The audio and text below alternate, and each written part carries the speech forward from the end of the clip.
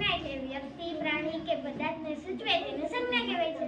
સંજ્ઞાના પ્રકાર 6 છે: વ્યક્તિવાચક, જાતિવાચક, સમૂહવાચક, દ્રવ્યવાચક, ભાવવાચક, ક્રિયાવાચક.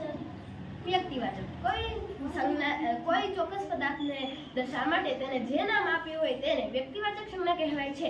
ઉદાહરણ તરીકે શ્રી કૃષ્ણ, સાબરમતી, હિમાલય, જાહ્નવી, ક્રિશા, ગૌરી ગાય, મોતિયો કૂતરો વગેરે જે સંજ્ઞાને વ્યક્તિવાચક સંજ્ઞા કહેવાય છે. જાતિવાચક સંજ્ઞા કોઈ ચોક્કસ વ્યક્તિ, વસ્તુ, પદાર્થ નહીં પણ આખા વર્ગને ધરાવતી સંજ્ઞાને જાતિવાચક સંજ્ઞા કહેવાય છે.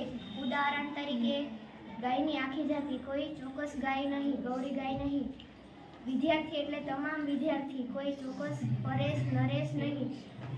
ઉદાહરણ તરીકે ઝાડ, પર્વત, નદી, શિક્ષક, બળદ વગેરે જાતિવાચક કહેવાય. સમૂહવાચક સંજ્ઞા આખા સમૂહનું સૂચન કરતી સંજ્ઞાને સમૂહવાચક સંજ્ઞા કહેવામાં આવે છે. ઉદાહરણ તરીકે માણસોનું ટોળું, લાકડીનો ભારો, ચાવીઓનો જુડો, જૂથ, મધપુડો, સમાજ વગેરે જેવી સમૂહવાચક સંજ્ઞાના ઉદાહરણો છે. દ્રવ્યવાચક સંજ્ઞા વિવિધ પ્રવાહી, અનાજ, ધાતુઓ વગેરે દ્રવ્યને સૂચન કરતી સંજ્ઞાને દ્રવ્યવાચક સંજ્ઞા કહે છે. ઉદાહરણ તરીકે તેલ, ઘી, સોનું, ચાંદી, ઘઉં, બાજરો જેવું દ્રવ્યને સૂચન કરતી સંજ્ઞાને દ્રવ્યવાચક સંજ્ઞા કહે છે. ભાવવાચક સંજ્ઞા અમૃત વસ્તુને દર્શાવનારી સંજ્ઞાને ભાવવાચક સંજ્ઞા કહે છે. ઉદાહરણ તરીકે અહિંસા, પ્રેમ, નફરત, ક્રોધ, સેવ વગેરે ભાવવાચક સંજ્ઞાના ઉદાહરણો છે. ક્રિયાવાચક સંજ્ઞા ક્રિયાને સૂચવતા નામને ક્રિયાવાચક સંજ્ઞા કહેવામાં આવે છે.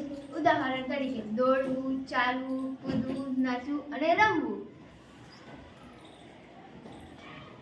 અમે